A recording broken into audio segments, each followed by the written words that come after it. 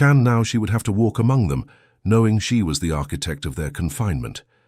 The transport touched down on a landing pad that looked more like a garden than a spaceport. Flowers lined the edges of the platform, their petals shifting colors as the ship's engines powered down. Trees swayed gently in the artificial breeze created by hidden climate systems, and the air itself seemed to sparkle with tiny particles of light that Hana couldn't identify. Dr. Minji was waiting for them, a woman in her 50s with kind eyes and hands stained green from working with plants. She wore simple clothes, a blue shirt and brown pants, but carried herself with the quiet confidence of someone who had spent decades solving impossible problems. When she saw Hana, her expression didn't change to anger or hatred. Instead, she simply nodded and smiled. "Welcome to Earth, Commander," she said, using Hana's old title without any trace of mockery. "I'm Dr. Minji. I'll be showing you around our research facilities today." As they walked through the complex, Hana noticed that the buildings seemed to grow out of the ground rather than being constructed on top of it. Walls curved like tree trunks, and windows opened and closed like flowers following the sun. The hallways were filled with natural light that somehow came from everywhere and nowhere at once.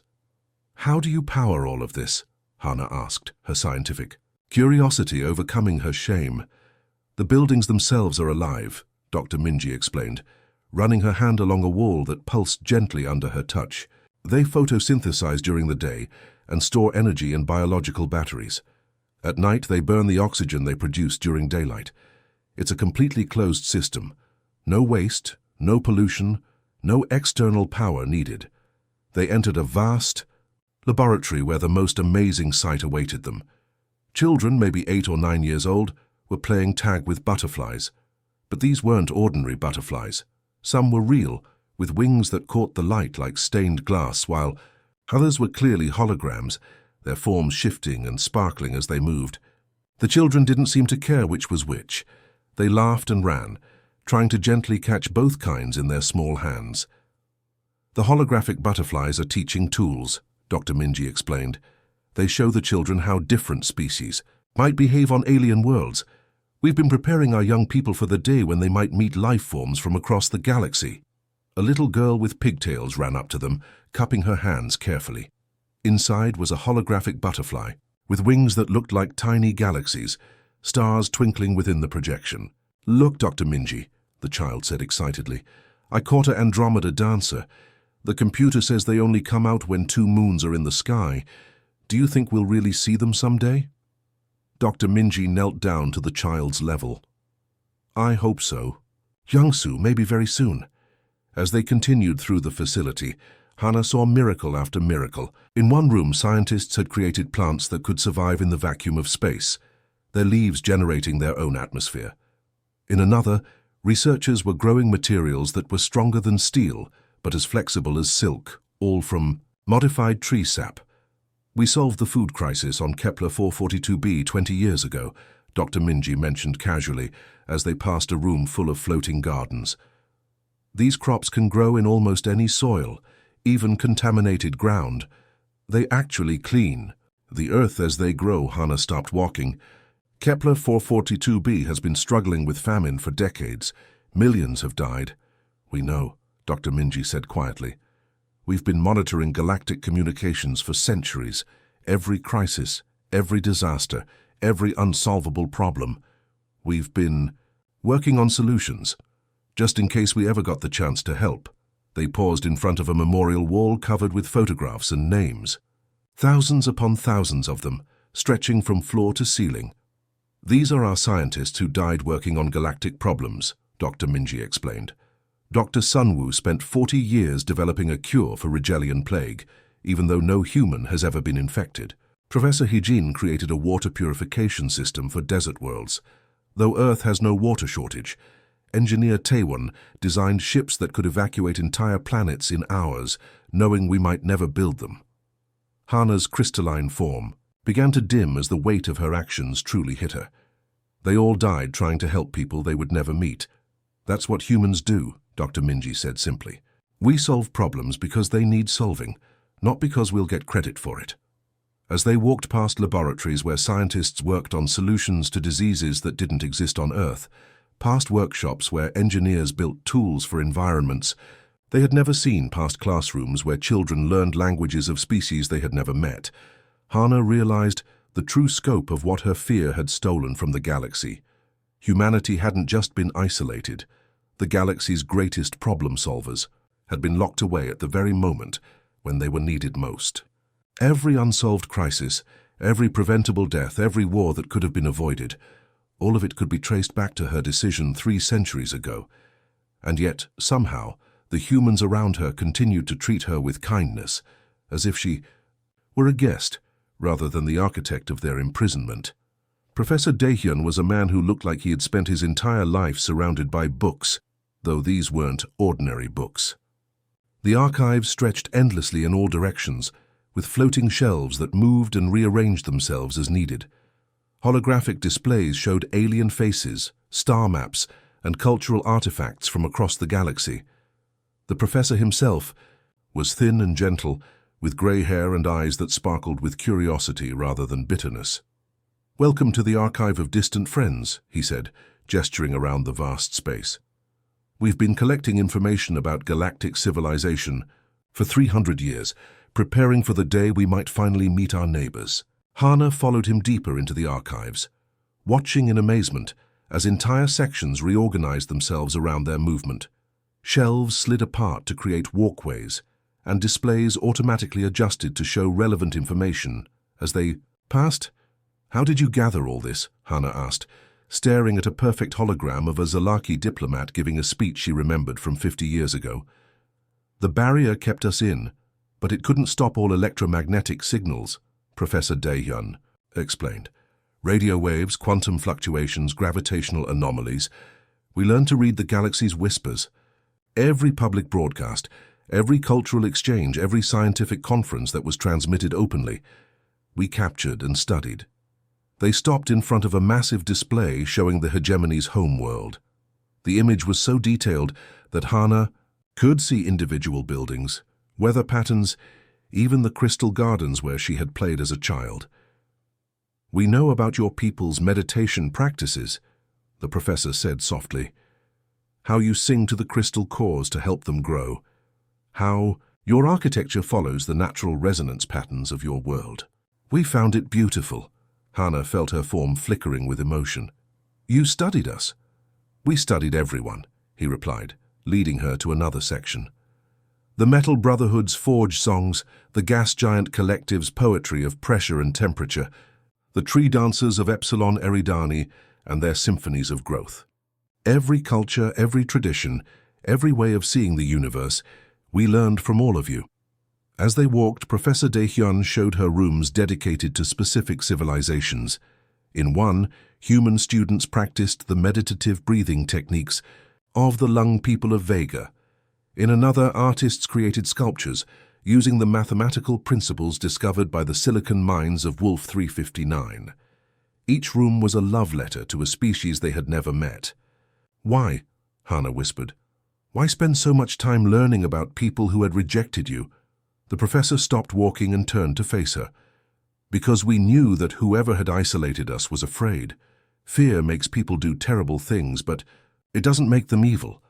We hoped that someday, when the fear passed, we might be able to show that humans could be trusted." They entered a vast chamber filled with what looked like gifts, thousands of them, arranged on display tables that stretched as far as the eye could see. Each gift was labeled with a species name and carefully wrapped in materials that would be culturally appropriate for that civilization. "Medical treatments for diseases that only affect Rigelians," Professor Daehyun explained, pointing to one section. "Musical instruments designed to work in the methane atmosphere of Titan's children. Art created specifically to be appreciated by beings who see in different light spectrums than we do." Hannah picked up a small device labeled for her own people. When she activated it, her crystalline form resonated with the most beautiful harmony she had ever experienced. "It's a harmonic amplifier," the professor explained. "We noticed that your people's crystal bodies create natural music when they move. This device would let a single hegemony citizen create symphonies." "You made this for us?" Hana's voice was barely a whisper. We made something for everyone. Tools, art, music, medicine, food. Whatever we thought each species might need or enjoy. We've been preparing these gifts for 200 years. They moved to another section, where Professor Dae-hyun showed her something that made Hana's core go cold. It was a massive, complex machine that hummed with barely contained energy. "What is it?" she asked, though part of her already knew. "A barrier disruptor," he said simply. "We could have broken free any time in the last 80 years. The technology isn't even particularly difficult. We just needed time to understand the energy patterns of the quarantine field." Hana stared at the machine, her mind reeling. "But you didn't use it." "No," Professor Dae-hyun said, his voice sad but determined. "Because breaking out would have proved that whoever imprisoned us was right to fear us. We didn't want to escape. We wanted to be invited back." He led her to a window that looked out over the Earth's surface. Cities glowed in the distance, their light soft and warm. Ships moved silently through the sky, carrying people and goods in perfect harmony. Everything was clean, efficient, and beautiful. "We spent 3 centuries not just surviving, but preparing," he continued. "We solved energy problems because we knew other worlds struggled with them. We learned to heal damaged ecosystems because we suspected some planets might need that knowledge. We developed diplomatic protocols for species we'd never met because we hoped that someday we might need them." "You turned your prison into a classroom," Hana realized. "We turned our exile into an opportunity," Professor Dae-hyun corrected gently. "Every year of isolation was a year to become better, to become worthy of the trust we hope to earn someday." As they stood together watching Earth's peaceful evening, Hana understood that humanity's greatest achievement wasn't their technology or their art. It was their choice to respond to fear with love, to rejection with preparation, and to isolation with hope. They had been ready for this moment for decades, waiting patiently for someone to give them a chance to prove that the galaxy's fears were wrong. The Global Council chamber was unlike any government building Hana had ever seen. Instead of cold marble or imposing metal, the walls were made of living wood that pulsed gently with a heartbeat-like rhythm. Sunlight streamed through crystal windows that somehow filtered and directed the light to create the perfect atmosphere for serious discussion. The air itself seemed to hum with quiet energy, as if the room was designed to encourage honesty and calm reflection. Chancellor Seungmin sat at the center of a circular table, surrounded by representatives from every continent and major city on Earth. He was a man in his 60s with silver hair and eyes that held both wisdom and sorrow. Around him sat people of every age and background, young activists who had grown up dreaming of the stars, elderly scientists who had spent their lives preparing for this moment, diplomats who had practiced first contact protocols for species they had never met. Hana stood in the center of the circle, her crystalline form casting rainbow patterns on the wooden floor. Every eye in the room was focused on her, but she felt no anger or hatred from these people. Instead, she sensed something, far worse, patience. They were waiting for her to speak, to explain herself, to somehow make sense of 3 centuries of enforced isolation. "Honorable members of the Global Council," she began, her voice cracking like breaking glass. "I stand before you today not as a commander or a representative of the hegemony, but as someone who has committed a crime against your entire species." The words felt like poison in her mouth. How could language possibly capture the magnitude of what she had done? How could any apology be enough for stealing the dreams of billions of people? 300 years ago, I convinced the Galactic Council that humanity was too dangerous to join galactic civilization. I told them that your emotions made you unpredictable, that your capacity for both creation and destruction made you a threat to peace. Her form flickered as shame coursed through her. I was wrong. Not just wrong, I was a fool blinded by my own fear. A young woman in the council raised her hand. "Commander Hana, may I ask what you feared about us?" Hana looked at the woman, barely 30 years old, with kind eyes and a gentle voice. "I feared that you would disrupt the order we had built. The galaxy had achieved a kind of peace through rigid structure, predictable behavior, logical decision-making. Your species seemed to operate on pure emotion. You loved and hated with equal passion. You created beauty for no logical reason, and destroyed things in moments of anger. I thought you would bring chaos. Chancellor Seungmin leaned forward. And now? What do you think now? Now I know that I confused passion with chaos, emotion with instability, Hana replied. I spent 3 days on your world, and I've seen more solutions to galactic problems than the rest of us have developed in centuries. Your emotional nature isn't a weakness, it's your greatest strength. You care about people you've never met, work on problems that don't affect you, prepare gifts for species that rejected you. An elderly man with weathered hands spoke up. My great-grandfather was an astronomer. He died believing humans weren't smart enough for space travel. Do you know what that does to a family, Commander? Generations of children growing up thinking they were somehow inferior. The question hit Hana like a physical blow. I didn't think about the individuals. I only saw your species as a collective threat. I never considered the dreams I was crushing, the lives I was limiting, the pain I was causing. That's the difference between us and you, said a middle-aged woman with paint-stained fingers. We always think about individuals. Every solution we develop, every technology we create, we ask ourselves, how will this help real people with real problems? The room fell silent for several minutes. Hana could hear her own crystalline structure creaking under the weight of her guilt. Finally, Chancellor Seungmin stood. Commander Hana, your apology is acknowledged, but apologies don't undo 3 centuries of isolation.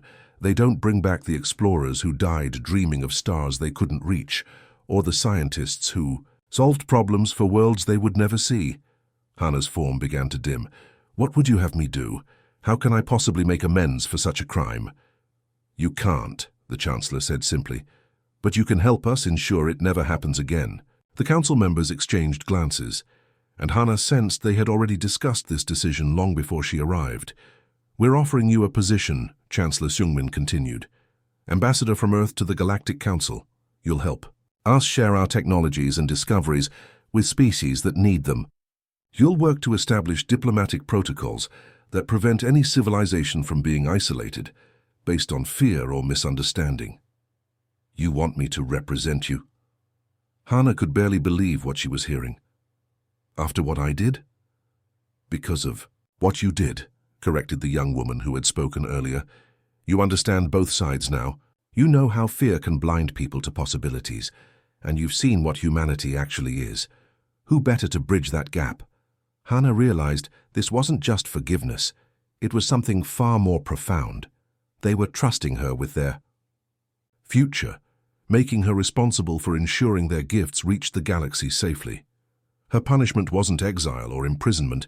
It was being forced to witness and facilitate the very greatness she had tried to deny.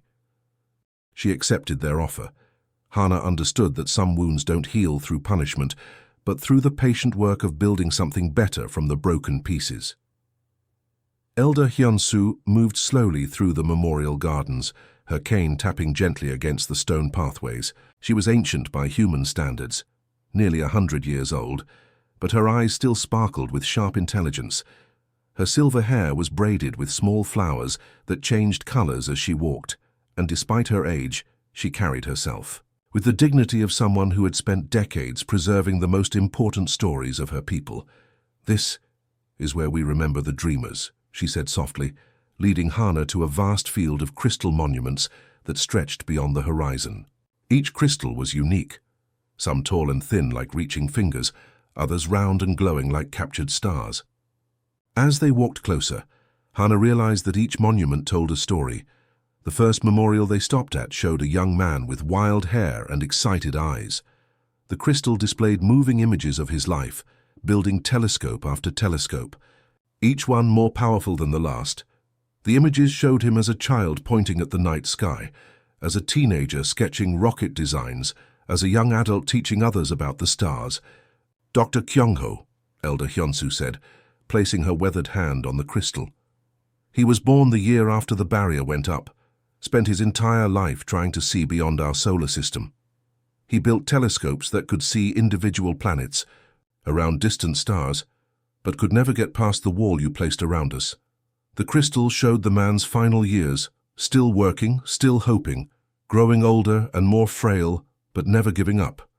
In the last images, he was in a hospital bed, surrounded by students, still drawing diagrams of spacecraft he would never build. He died believing he had failed, Elder Hyunsu continued. His last words were an apology to his students for not being smart enough to break through to the stars. Hana felt her crystalline form crack further. He didn't fail. I did. They moved to the next memorial, a woman in her 50s with kind eyes and hands always covered in dirt from her garden. The crystal showed her working with plants, developing new strains that could grow in impossible conditions. Dr. Sun-hee created crops that could feed an entire planet using salt water and sand, Elder Hyunsu explained. She knew there were desert worlds out there struggling with hunger. She worked for 60 years developing seeds that could survive anywhere, hoping that someday we might be able to share them. The images showed Dr. Sun-hee's greenhouse, massive and beautiful, filled with plants that seemed to glow with their own inner light, seeds that could sprout in pure rock, fruits that grew bigger and more nutritious in harsh conditions, grains that actually improved soil quality as they grew. She died with a vault containing enough seeds to feed 100 worlds, Elder Hyunsu said quietly. Seeds that could have ended galactic hunger decades ago. Memorial after memorial told similar stories. A composer who spent her life creating music designed to be beautiful to ears that heard different frequencies than humans. And an engineer who designed ships that could evacuate entire populations in hours, though Earth had never faced such a disaster. A doctor who developed treatments for diseases that didn't exist on Earth, based on fragments of medical data intercepted from distant worlds. Here's one that might interest you particularly, Elder Hyunsu said, stopping at a memorial showing a young woman with Hana's crystalline features carefully drawn in holographic detail. Jay spent 30 years studying your people, the elder explained. She learned your language, your customs, your art. She even learned to sing the crystal-growing songs, though she had no crystals to sing to. She wanted to be Earth's first ambassador to the hegemony. The crystal showed Jie practicing meditation postures that Hana recognized from her own childhood, carefully crafting gifts that would resonate with hegemony biology, writing speeches, a friendship in perfect crystalline script. She never got to meet a single one of your people, Elder Hyunsu said, but she loved your culture anyway. She said that understanding someone you've never met is the highest form of love. They walked, for hours, past thousands of memorials. Each one represented not just a life but a potential friendship that had been lost. Artists who had created beauty for alien eyes that would never see it. Scientists who had solved problems for worlds they would never visit. Children who had grown up learning alien languages they would never get to speak. The saddest part, Elder Hyunsu said, as they paused by a memorial to a group of children who had died in an accident while building a playground designed for alien visitors, is not what we lost, but what the galaxy lost. Every person here had something unique to offer. A perspective, a solution, a friendship that could have changed everything. She stopped walking and turned to face Hana directly. Do you know how many wars could have been prevented if Dr. Minho's diplomatic protocols had been available? How many famines could have been ended with Dr. Sun-hee's seeds? How many species could have been saved with the medical advances our doctors developed? Hana could barely speak. I didn't know. I didn't think about individuals. That's the tragedy, Elder Hyunsu replied. You saw humanity as a collective threat, but humanity isn't a collective. We're billions of individuals, each with our own dreams, our own gifts, our own love to share. When you isolated us, you didn't just harm humanity. You robbed the galaxy of billions of potential friends. As the sun set over the endless field of memorials, Hana understood that her debt wasn't just to humanity. It was to every being in the galaxy who had suffered, because the solutions, the friendship, the love that these people had prepared was locked away by her fear. She would spend the rest of her existence trying to repay a debt that could never truly be settled. Ambassador Yuna was barely 25 years old, making her the youngest person ever appointed to Earth's Global Council. She had bright, curious eyes and an energy that seemed to fill every room she entered. Unlike the other humans Hana had met, Yuna belonged to the first generation born after Earth had developed the technology to break free from the barrier. She could have grown up among the stars, but instead had chosen to stay and prepare for the day humanity would rejoin the galaxy peacefully. "Good morning, Commander," Una said cheerfully as she arrived at Hana's temporary quarters. Ready for another day of discovery? Hana had learned to dread Una's daily visits, not because the young woman was unkind, but because each day brought fresh evidence of the magnitude of her mistake. Today, Una carried a tablet displaying what looked like medical data. "I wanted to show you something from our biomedical archives," Una said, settling into a chair that adjusted itself to her body shape. Dr. Kang Min finished developing this treatment 40 years ago. The tablet showed complex molecular diagrams that hurt Hana's consciousness to look at. The data was far more advanced than anything the Galactic Council's medical corps had achieved. "What does it treat?" Hana asked, though part of her didn't want to know. "Cellular degradation in silicon-based life forms," Una replied matter-of-factly. "Specifically the condition that's been killing the crystal miners of Altair for the past century." Hana's form went completely still. The crystal miners were distant cousins of her own people, and their mysterious illness had baffled galactic scientists for decades. Entire colonies had been abandoned as the population slowly died off. Dr. Kang Min studied the scattered medical reports we intercepted from your people's broadcasts, Una continued. He noticed that the symptoms matched a theoretical condition he'd read about in ancient hegemony texts. It took him 30 years to develop a cure. 30 years, Hana whispered. "The crystal miners have been dying for a century." "The treatment is completely ready," Una said, showing Hana production facilities that could manufacture millions of doses. "We've been stockpiling it, hoping that someday we'd get the chance to help." This had become Hana's daily routine. Each morning, Una would show her another miracle that had been locked away by the barrier. Medical cures for diseases that plagued distant worlds. Diplomatic frameworks that could have prevented 3 major wars. Art forms that had been specifically designed to bridge the communication gaps between species that thought in completely different ways.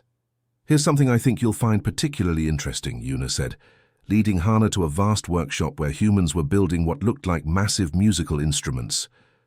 "What are they?" Hana asked, watching workers carefully. "Tuned crystalline components that resonated with hauntingly beautiful tones.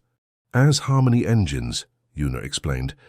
Dr. Yunsung noticed that most galactic conflicts start because different species literally can't understand each other's emotional expressions.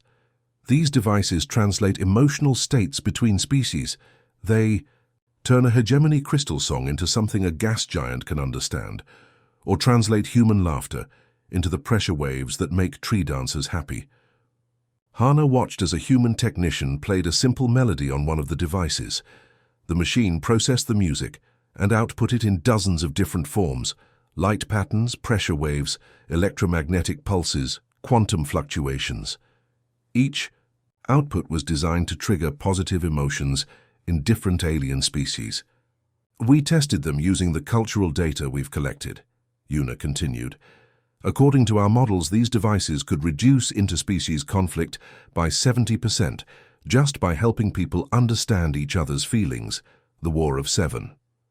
"Sons," Hana said suddenly, remembering a conflict that had raged for decades between species that couldn't comprehend each other's motivations. "Could have been ended in weeks," Una confirmed sadly. "Maybe even prevented entirely." As they walked through laboratories where humans worked on solutions to problems they had never personally faced, Hana began to understand the true nature of her punishment. She wasn't imprisoned or tortured or even hated. Instead, she was forced to witness the very greatness she had tried to deny, to see proof every day that her fears had been not just wrong, but catastrophically backwards. "Why do you do this?" Hana asked, as they watched a group of young humans practicing first contact protocols for dozens of different species. "Why do you spend your time solving other people's problems?" Una looked surprised by the question. "Because they need solving. Because someone, somewhere, is suffering from something we might be able to fix. Isn't that reason enough? But you get nothing in return. No recognition, no payment, no guarantee that anyone will even appreciate your efforts. We get the knowledge that we helped," Una replied simply, "that somewhere in the galaxy, people are living better lives because of work we did. What more?" Could we want? Hannah realized that this was humanity's most dangerous quality, the one that had terrified her 3 centuries ago. They were utterly unpredictable because they were driven by love for people they had never met, compassion for suffering they had never experienced, hope for futures they might never see. Every day with Una was another link in the gentle chains that bound Hannah to her crime. Not chains of metal or energy, but chains of knowledge, understanding, and regret. She was free to leave Earth at any time, but she could never escape the weight of knowing what her fear had cost the galaxy. And the cruelest part was that the humans continued to treat her with kindness, as if she were helping them rather than serving a sentence for the greatest crime in galactic history. Ambassador Una was barely 25 years old, making her the youngest person ever appointed to Earth's Global Council. She had bright, curious eyes and an energy that seemed to fill every room she entered. Unlike the other humans Hannah had met, Una belonged to the first generation born after Earth, had developed the technology to break free from the barrier. She could have grown up among the stars, but instead had chosen to stay and prepare for the day humanity would rejoin the galaxy peacefully. "Good morning, Commander," Una said cheerfully as she arrived at Hannah's temporary quarters. Ready for another day of discovery? Hannah had learned to dread Una's daily visits, not because the young woman was unkind, but because each day brought fresh evidence of the magnitude of her mistake. Today, Una carried a tablet displaying what looked like medical data. "I wanted to show you something from our biomedical archives," Una said, settling into a chair that adjusted itself to her body shape. "Dr. Kangmin finished developing this treatment 40 years ago." The tablet showed complex molecular diagrams that hurt Hannah's consciousness to look at. The data was far more advanced than anything the Galactic Council's medical corps had achieved. "What does it treat?" Hannah asked, though part of her didn't want to know. "Cellular degradation in silicon-based life forms," Una replied matter-of-factly.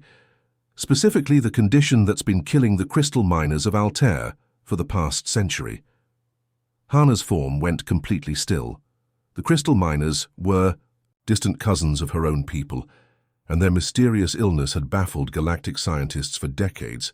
Entire colonies had been abandoned as the population slowly died off. "Dr. Kangmin studied the scattered medical reports we intercepted from your people's broadcasts," Una continued. "He noticed that the symptoms matched a theoretical condition he'd read about in ancient hegemony texts. It took him 30 years to develop a cure." 30 years, Hannah whispered. "The crystal miners have been dying for a century." "The treatment is completely ready," Una said, showing Hannah production facilities that could manufacture millions of doses. "We've been stockpiling it, hoping that someday we'd get the chance to help."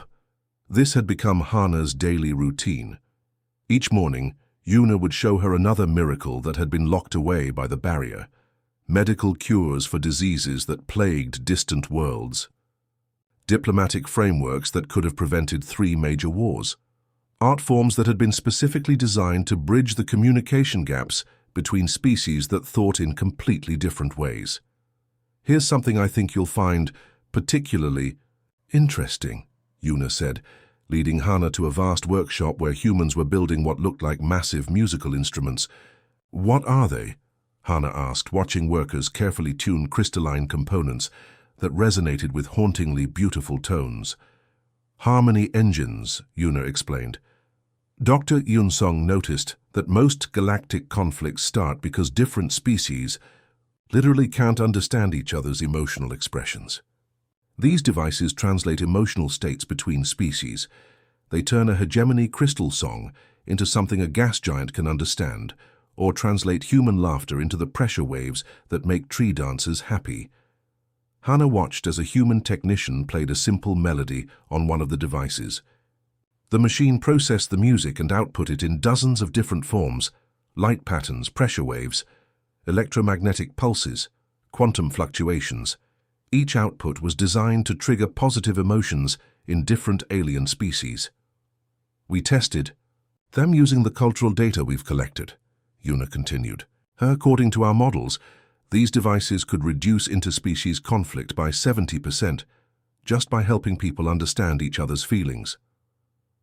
"The War of 7 Suns," Hannah said suddenly. remembering a conflict that had raged for decades between species that couldn't comprehend each other's motivations. Could have been ended in weeks, Una confirmed sadly. Maybe even prevented entirely. As they walked through laboratories where humans worked on solutions to problems they had never personally faced, Hana began to understand the true nature of her punishment.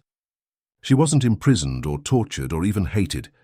Instead, she was forced to witness the very greatness she had tried to deny, to see proof every day that her fears had been not just wrong, but catastrophically backwards. "Why do you do this?" Hana asked, as they watched a group of young humans practicing first contact protocols for dozens of different species. "Why do you spend your time solving other people's problems?" Una looked surprised by the question. "Because they need solving. Because someone, somewhere, is suffering from something we might be able to fix. Isn't that reason enough? But you get nothing in return. No recognition, no payment, no guarantee that anyone will even appreciate your efforts. We get the knowledge that we helped," Una replied simply, "that somewhere in the galaxy people are living better lives because of work we did. What more could we want?"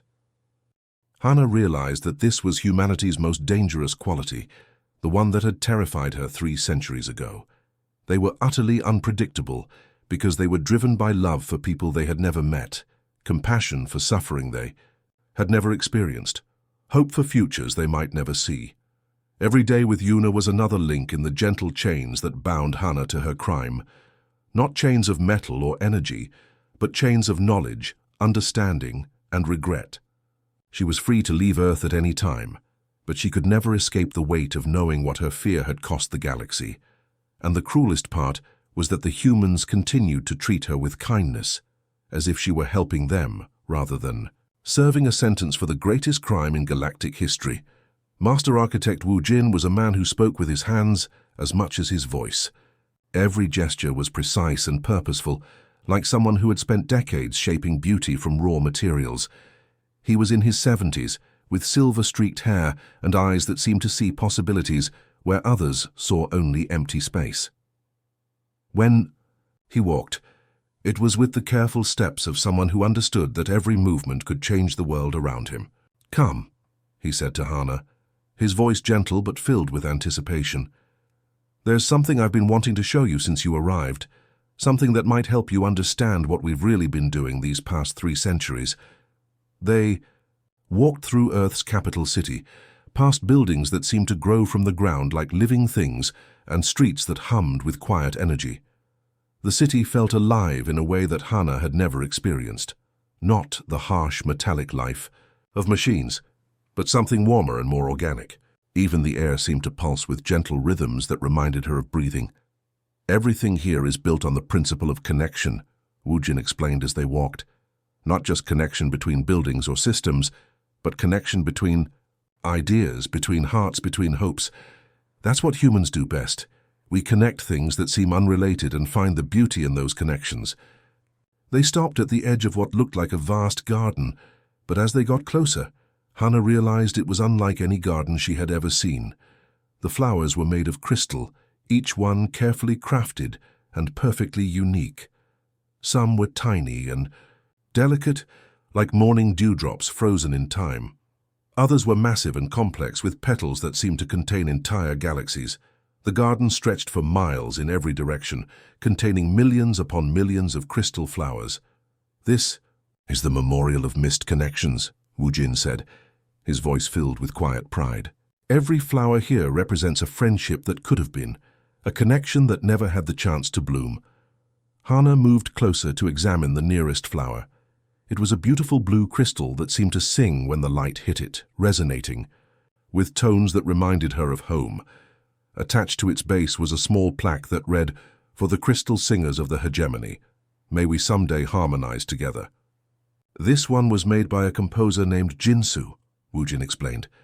"He spent 20 years studying the fragmentary recordings we captured of your people's crystal songs. He created an entire symphony designed to be performed as a duet between human voices and hegemony crystals. He died hoping that someday someone from your world would sing with him."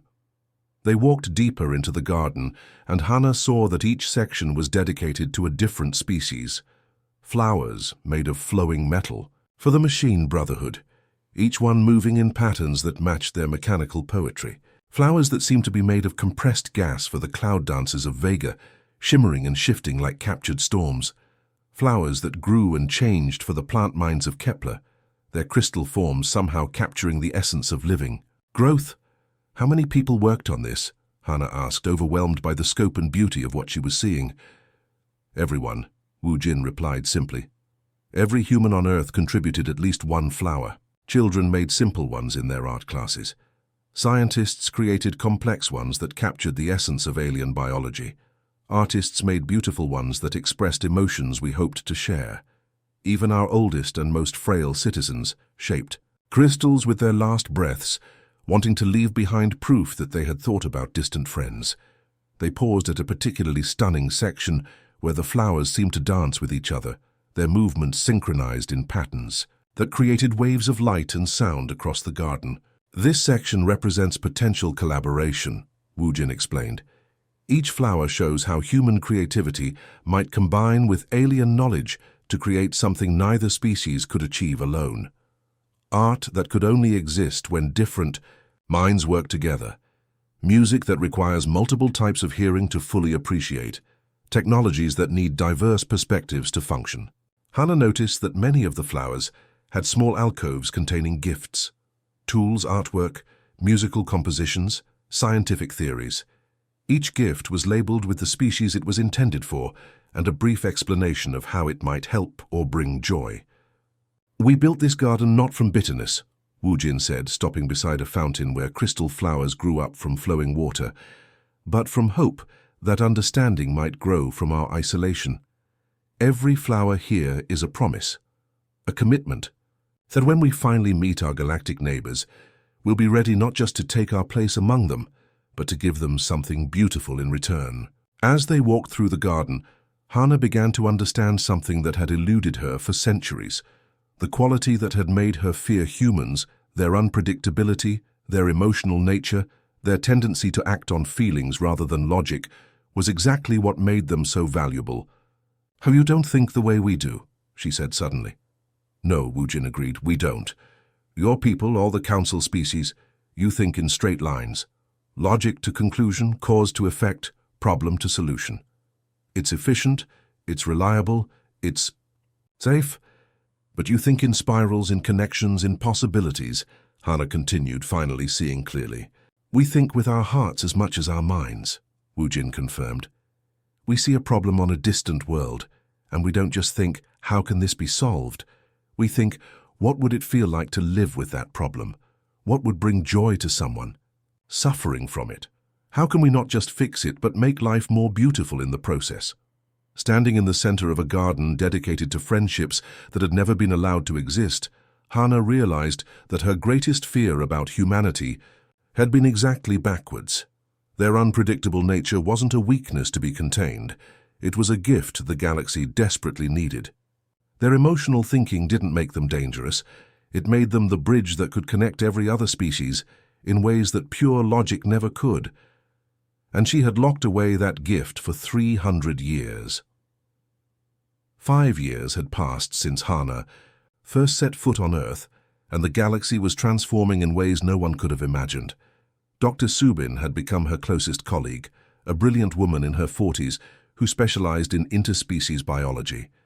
She had the rare gift of making complex scientific concepts feel simple and natural, explaining how human medicines could be adapted for silicon-based life forms or how their agricultural techniques could work in methane atmospheres. Engineer.